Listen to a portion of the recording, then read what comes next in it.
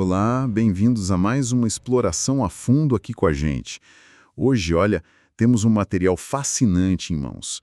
É um estudo que propõe algo bem diferente, sabe? Uma estratégia integrada aqui para o Brasil. A ideia central é a reconversão de terras que hoje estão degradadas muitas vezes por monocultura e transformar isso em quê? Em comunidades agroflorestais sustentáveis que também funcionem como moradia popular.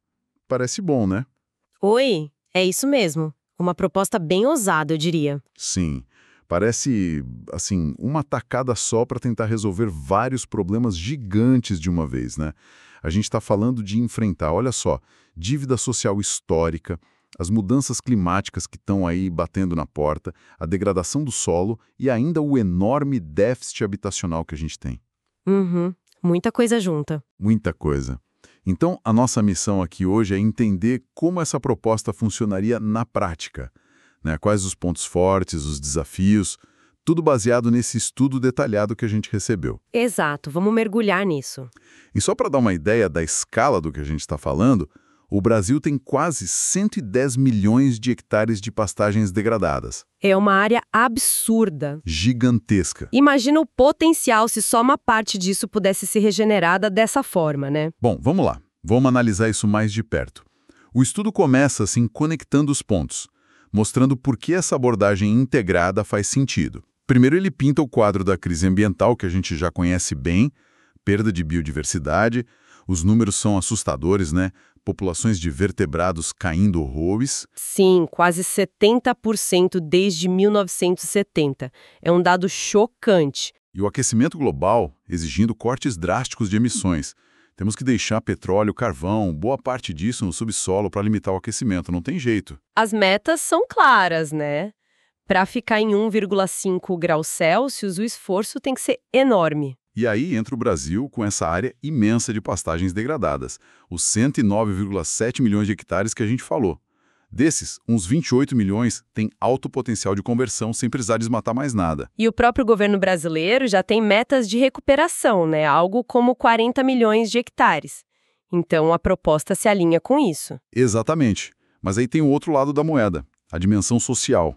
Uma dívida histórica pesadíssima que vem lá da colonização, da escravidão, e que gerou uma concentração de terras absurda no país. Assim, o famoso Gini da terra no Brasil. É um dos mais altos do mundo. Pois é, menos de 1% dos proprietários rurais detendo quase metade da área agrícola. Isso é chocante. E isso afeta diretamente quem? Povos indígenas, comunidades quilombolas que estão aí na luta para regularizar seus territórios. Uma luta que, aliás, está sendo cada vez mais reconhecida como reparação histórica necessária. Teve até aquela fala importante do ministro do Desenvolvimento Agrário em 2024, né? Falando em concluir essa abolição inconclusa. Exato. Essa frase é forte. E para completar o quadro, a crise habitacional. Quase 6 milhões de moradias faltando. Existem programas como Minha Casa Minha Vida, claro, mas muitas vezes as moradias acabam indo para periferias urbanas, longe de oportunidade, sem conexão com o ambiente. Exatamente. E aí que entra a beleza, digamos assim, do estudo. Ele argumenta que essas crises não estão só acontecendo ao mesmo tempo. Elas estão interligadas. Como assim? A desigualdade na Terra, esse Gini altíssimo de quase 0,87 que a gente mencionou, ela está diretamente ligada à degradação ambiental e também à pobreza. Não são coisas separadas. Faz sentido, uma coisa puxa a outra. Isso. E a proposta do estudo se insere num conceito chave hoje em dia, o de transição justa. Transição justa. Explica um pouco melhor o que isso quer dizer nesse contexto. Bom, significa garantir que essa mudança inevitável para uma economia de baixo carbono, para enfrentar a crise climática, não deixe ninguém para trás. Pelo contrário, a ideia é que essa transição seja inclusiva, que beneficie justamente os mais vulneráveis e que, olha só, ajude a corrigir essas injustiças históricas que você estava descrevendo. Senti. Não é só trocar a fonte de energia, então. Não mesmo. Não basta só trocar a matriz energética. A gente precisa repensar como a gente usa a terra, como a gente integra a conservação da natureza nos nossos modelos econômicos. É um pouco o que aquele relatório das Gupta falou, né? Nosso capital natural é a base de tudo. A sacada aqui é pegar um passivo que é a terra degradada e transformar num ativo socioambiental. e colocar as comunidades historicamente marginalizadas como protagonistas dessa história. Protagonistas da reconversão. Gostei disso. Ok, entendi a lógica por trás. Mas como seria essa transformação na prática? O estudo usa uma simulação, né? Um modelo. Sim, ele detalha um modelo conceitual. Imagina um território hipotético, tá? 1.000 hectares. Uma área que antes era, sei lá, pasto degradado com baixa produtividade. 1.000 hectares. E como eles organizariam o uso dessa terra? Com planejamento, seriam uns 200 hectares para os lotes das famílias, para a construção das casas e também para as estruturas comunitárias, tipo uma escolinha, um posto de saúde, o galpão da cooperativa. Certo, a parte mais residencial e comunitária. E os outros 800 hectares? Esses seriam o coração ecológico e produtivo da coisa. Seriam dedicados para a restauração da floresta e principalmente para os sistemas agroflorestais, os SAFs, incluindo, claro, a recuperação das áreas que a lei exige, como APP e reserva legal. Entendi a divisão. E as famílias? Quem exatamente iria morar e trabalhar lá nesses 1.000 hectares? O estudo define isso? Define, e aqui está um ponto central da proposta, o foco na reparação histórica. Seriam 200 famílias de baixa renda, mas com uma prioridade bem clara. Qual seria? Metade seria para grupos historicamente ligados à luta pela terra, 50 famílias quilombolas e 50 famílias indígenas que hoje vivem deslocadas em periferias urbanas, os chamados desaldeados. Entendi. E as outras 100 famílias? Seriam famílias de agricultores sem terra ou trabalhadores rurais que vivem em situação precária. A ideia é que justamente esses grupos que foram excluídos do acesso à terra se tornem os agentes da recuperação ambiental e produtiva. Faz todo sentido. A terra como base para produção e para ecologia. E aí entram os sistemas agroflorestais, os SAFs, que você mencionou. Como eles funcionam nesse modelo? São a chave, né? São a chave ecológica e produtiva, sim. Pensa nos SAFs multiestratificados como consórcios inteligentes de plantas. É combinar de propósito árvores muitas nativas, com função de recuperar o ecossistema, com cultivos agrícolas e, às vezes, até pequenos animais. Tudo junto, no mesmo espaço, meio que imitando como uma floresta funciona. Imitando a floresta. Interessante. E por que isso é bom para a terra degradada? Porque eles são poderosos para a regeneração. Em solos que estão pobres, compactados, eles ajudam a trazer de volta a matéria orgânica, sabe? Melhoram a infiltração de água, evitam que a chuva leve a terra embora, controlam a erosão. É uma agricultura que, em vez de degradar, regenera. Legal.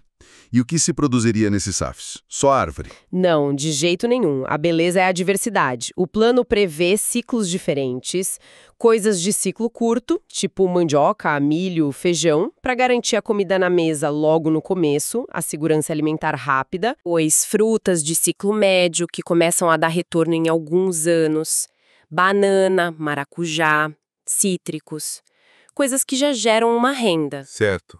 E aí vem os produtos de ciclo mais longo, que são investimento para o futuro e que agregam mais valor ao sistema.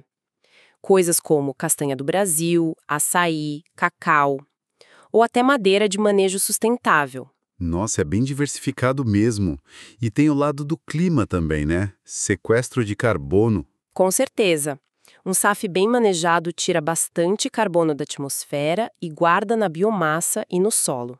O estudo usa estimativas baseadas em projetos que já existem, tá? Algo como 5 toneladas de carbono por hectare por ano nos primeiros 5 anos.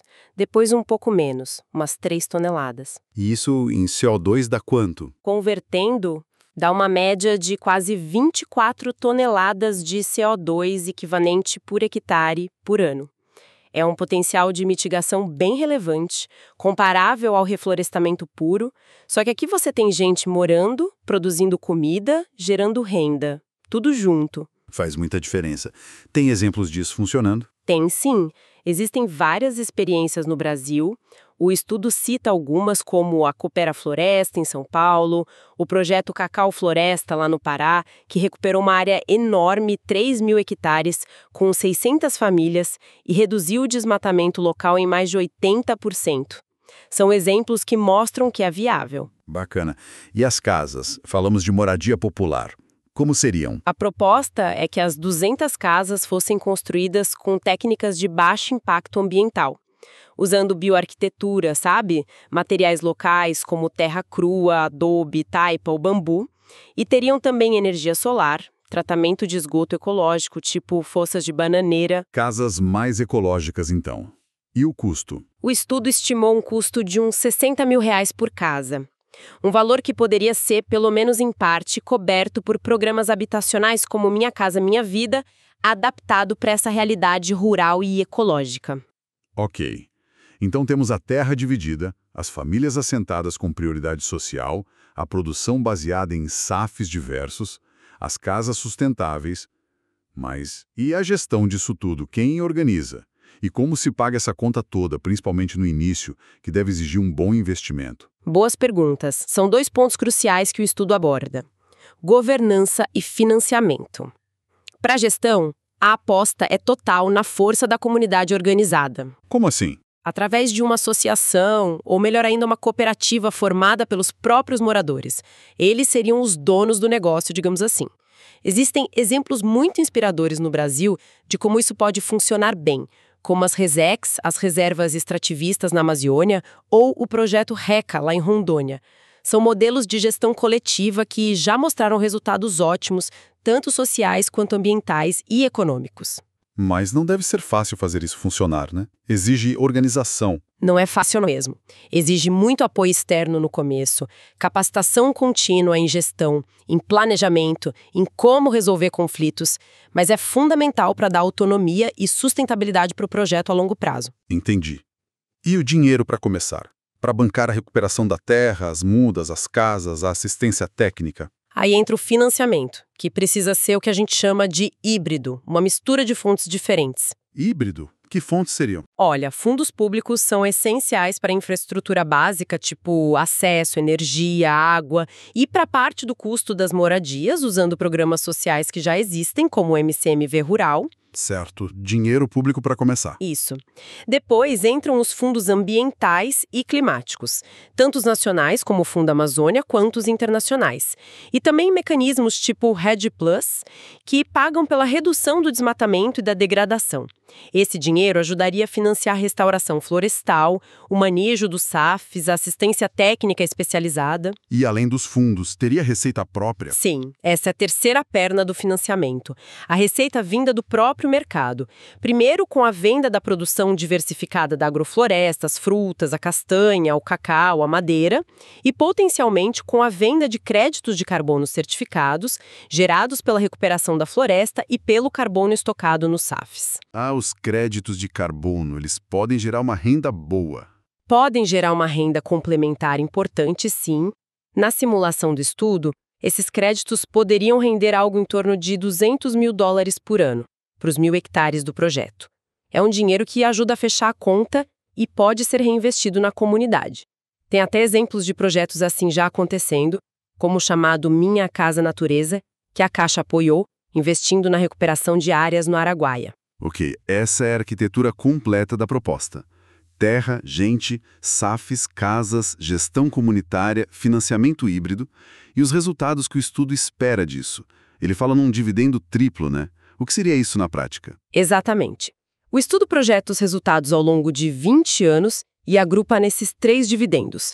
A ideia é mostrar que o modelo gera benefícios em várias frentes ao mesmo tempo, de forma sinérgica. Vamos ver então. Primeiro, o dividendo ecológico. O que acontece com aqueles 1.000 hectares que eram degradados? A projeção é que a área renasça, literalmente. A simulação aponta que cerca de 80% do território voltaria a ter uma cobertura de árvores densa, uma floresta em formação. Uau! E o carbono? O sequestro de carbono acumulado nesses 20 anos seria bem expressivo. Algo como 480 mil toneladas de CO2 equivalente. Para ter uma ideia, isso é mais ou menos o que uma cidade de 100 mil habitantes emite em um ano. Nossa, é bastante coisa. E a biodiversidade, a água? A biodiversidade voltaria com força. O estudo fala em mais de 80 espécies de árvores nativas plantadas e a observação de mais de 120 espécies de aves na área recuperada. E a água também. Nascentes que talvez tivessem secado poderiam voltar a jorrar. A erosão do solo diminuiria drasticamente, seria a reconstrução de um pequeno oásis ecológico mesmo. Impressionante. Ok, esse é o dividendo ecológico. E o dividendo social? Como a vida daquelas 200 famílias mudaria segundo a simulação? Aqui os resultados projetados também são muito positivos. Primeiro, uma taxa de permanência das famílias muito alta, mais de 90%. Ou seja, as pessoas ficariam lá. Todas elas teriam moradia digna, ecológica, segura. Moradia e segurança alimentar, imagina. Exato. Segurança alimentar plena para as quase 800 pessoas que viveriam ali. Mas talvez o mais profundo seja o impacto para as comunidades quilombolas e indígenas. O que seria? Um sentimento real de reparação histórica, a possibilidade de resgatar práticas culturais ligadas à terra e de se tornarem guardiãs ativas da floresta que elas mesmas ajudaram a regenerar. Isso tem um valor imenso que vai além do econômico. O estudo também destaca o protagonismo das mulheres, com muitas delas sendo titulares das terras e ocupando cargos de liderança na cooperativa. E melhorias gerais em indicadores de educação e saúde, com escola e posto de saúde ali mesmo na comunidade. É um resgate de dignidade, de pertencimento. Muito forte isso. E por último, o dividendo econômico. Essa comunidade conseguiria se sustentar financeiramente? A cooperativa daria um lucro? A simulação indica que sim. Depois dos investimentos iniciais para começar tudo, a cooperativa local, eles até dão um nome fictício, Coopa Agroflora, atingiria um faturamento anual considerável, na casa dos 4 milhões de reais. 4 milhões? Vindo de onde? Que a gente falou, venda de frutas, castanhas, madeira manejada, cacau e também dos serviços ambientais, como os créditos de carbono. Essa diversificação é chave. E isso daria uma renda boa para as famílias? Sim, permitiria alcançar a meta que o estudo colocou de cerca de R$20 mil de valor bruto de produção por família por ano. O projeto se tornaria autossustentável. A venda dos créditos de carbono sozinha, ao longo dos 20 anos, poderia gerar cerca de $1,5 milhão e parte disso seria reinvestido ali mesmo. E além da renda das famílias, geraria mais empregos? Geraria sim. A simulação estima uns 50 empregos diretos na cooperativa e na gestão e mais uns 100 indiretos na região, com fornecedores, transporte, etc. Isso ajudaria a dinamizar a economia local e até a reverter um pouco o êxodo rural. Entendi. Então a recuperação ambiental não seria vista como um custo, mas como um motor que puxa o desenvolvimento social e econômico junto. Aquela sinergia que você falou antes. Exatamente isso. A restauração não acontece apesar das pessoas estarem ali, mas por causa delas e para elas. É a materialização perfeita da ideia de um desenvolvimento sustentável que nasce na comunidade. E a diversificação econômica que os SAFs proporcionam é fundamental para a resiliência, sabe? Ao contrário da monocultura, que se vem uma praga ou o preço do produto cai e quebra todo mundo, aqui não. Se um produto vai mal num ano, tem outros para segurar a onda. Protege a renda da comunidade contra choques. Ok. A simulação no papel é realmente animadora. Os resultados esperados são muito promissores. O tal dividendo triplo parece fazer sentido. Mas vamos ser realistas agora. Tirar uma ideia assim do papel e ainda mais pensar em replicar isso em larga escala não deve ser nada simples. O estudo aponta os desafios, né? Quais são as pedras reais no caminho para essa visão bonita se tornar realidade? Quais os obstáculos? Sim, o estudo é bem pé no chão quanto a isso. E os obstáculos são vários, não podemos negar. O primeiro, e talvez o mais complicado no Brasil, é a questão da terra mesmo, a questão fundiária. Como assim? Achar essas terras degradadas? Não só achar, mas conseguir o acesso a elas. Muitas dessas áreas degradadas são propriedades privadas, às vezes grandes, mas que estão improdutivas sem cumprir a função social. Para transformar isso, é preciso vontade política forte e usar os instrumentos legais que existem, como a desapropriação por interesse social, mas com foco claro na recuperação ambiental e na destinação para essas comunidades. Isso mexe com interesses poderosos, né? Imagino.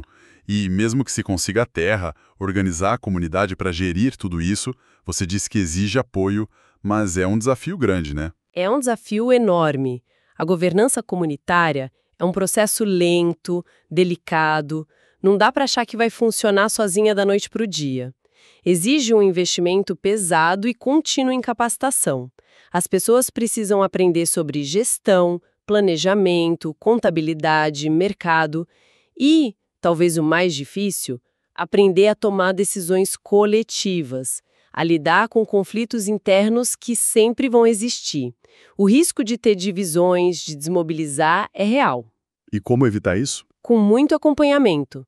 É fundamental ter uma assistência técnica e extensão rural, a ATER, presente de qualidade. Mas não pode ser aquela ATER de cima para baixo, né? Tem que ser participativa, dialogar com o conhecimento que as pessoas já têm, fortalecer a autonomia delas. O exemplo do projeto RECA que a gente citou é muito bom nisso. Entendi. Outro ponto. O financiamento híbrido. Parece bom na teoria, misturar fontes. Mas isso funciona mesmo. Não tem o risco de depender de fontes que podem sumir de repente, tipo o Fundo Internacional ou o mercado de carbono? Esse é outro desafio-chave, sim. O modelo é interessante, mas tem suas fragilidades. Depender demais do mercado voluntário de carbono, por exemplo, é arriscado. Esses mercados são muito voláteis, os preços sobem e descem. O ideal mesmo seria o Brasil consolidar mecanismos públicos mais robustos e estáveis de pagamento por serviços ambientais, o PSA. Programas que remunerassem as comunidades de forma justa e contínua pela conservação e pela restauração que elas fazem, indo além da lógica só de mercado e reconhecendo o valor público enorme desses serviços para toda a sociedade. Faz sentido. Ter algo mais garantido pelo governo.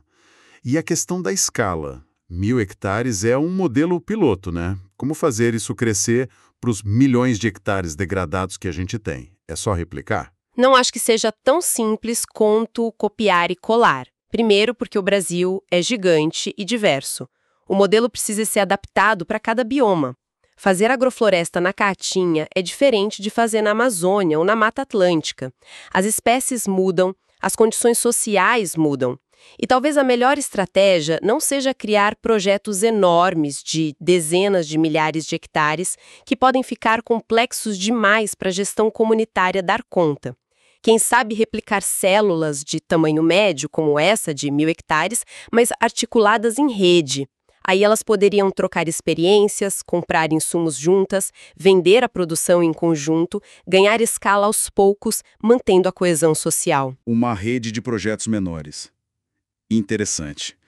E do ponto de vista do governo, das políticas públicas? Você falou da necessidade de instrumentos como desapropriação, PSA, mas tem mais coisa, né? Ah, tem sim. Esse é talvez um dos maiores gargalos hoje.